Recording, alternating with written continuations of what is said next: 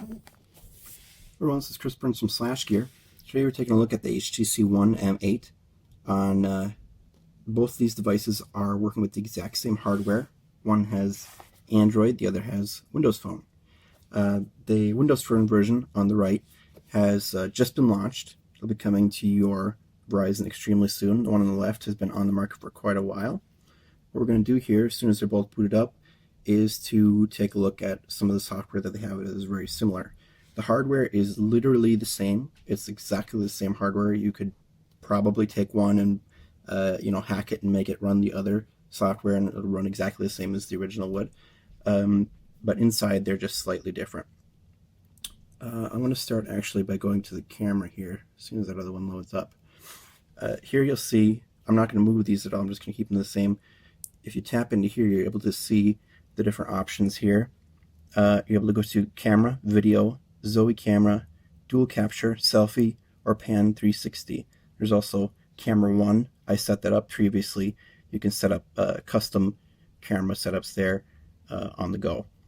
Now, what I'm going to do here is go into HTC camera as well. HTC also made this camera experience. As you can see, it loads straight up and down instead of sideways there. Little difference. We have panorama. So that's similar to Pan 360. We have camera, that's the same as camera. Video, selfies the same. And we do not have Zoe camera. We do not expect, we do not know at the moment whether or not they'll be coming to this device or not. There's also not the same sort of thing where you can set up the camera to save its own settings there.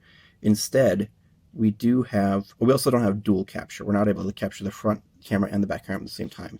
Inside lenses, though, we have the ability to access different sorts of cameras inside the apps we already have, as well as going on to the Windows Phone store here to find things that work as cameras direct with that interface. So that's kind of cool. If I go back out, see that this device actually was loaded with a different web browser. Let's see if I can find that in here. The web browsers, they show a slightly different looks at the way the internet is set up there.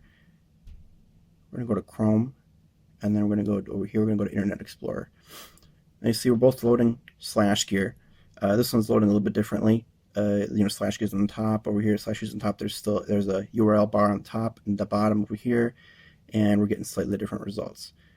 Now, they load the same. They're working with the same processor, so they're going to be loading and moving the same like that. They have both the same brightness. Obviously, I have them cranked up to the top. You can see that the whites are the same like that. And web browsing is pretty much the same experience. It's easier to share. I would say it's easier to share on an Android device, on Android apps, than it is on Windows Phone. If you go into here and I go share page, for example, I'll get these few little examples. If I go into here and I try to share the page, let's go to share down here, I'll get options for every single app that I have that could ever possibly share. With Windows Phone, you have to connect those individually. If I tap out here, I also see, let's go over here, and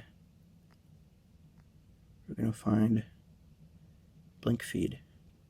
Now, if I want to get a blink feed on the Android device, I just have to swipe over once.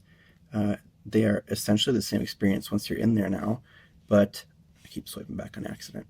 But to get to the Windows Phone version, you'll have to go to the app, whereas with the Android version, you're able to just swipe over there and get to it right away. If I tap back out once again, I'm going to go into the Android apps here. Now, if I take a photo, for example, let's go back to the camera here. If I take a photo of the black there, go into my photos, like so, and I want to edit it. Let me actually change the thing here so you can see it better. If I want to edit it, I go down to here to edit, and this is HTC's setup for editing photos. Let's actually find a better photo. That doesn't make much sense to use that one. Let's find this photo of gumballs. So we'll edit that one. And I believe we have the same photo over here. I shot them at the same time. So let's see if we can find that one.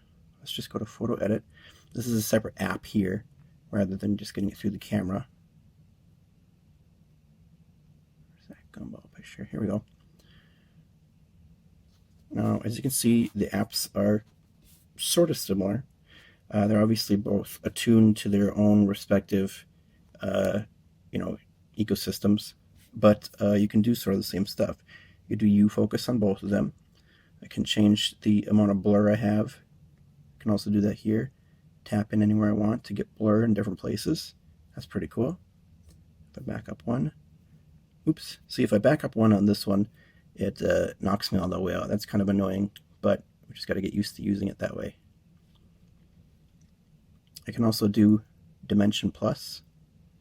That allows me to do a cool sort of thing when I move the devices. The images turn slightly. Whoopsie. They move. You can barely see it on here, but they kind of get a weird effect on them.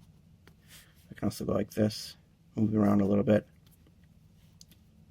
If I go back to editing, I believe. There we go. No, got out again.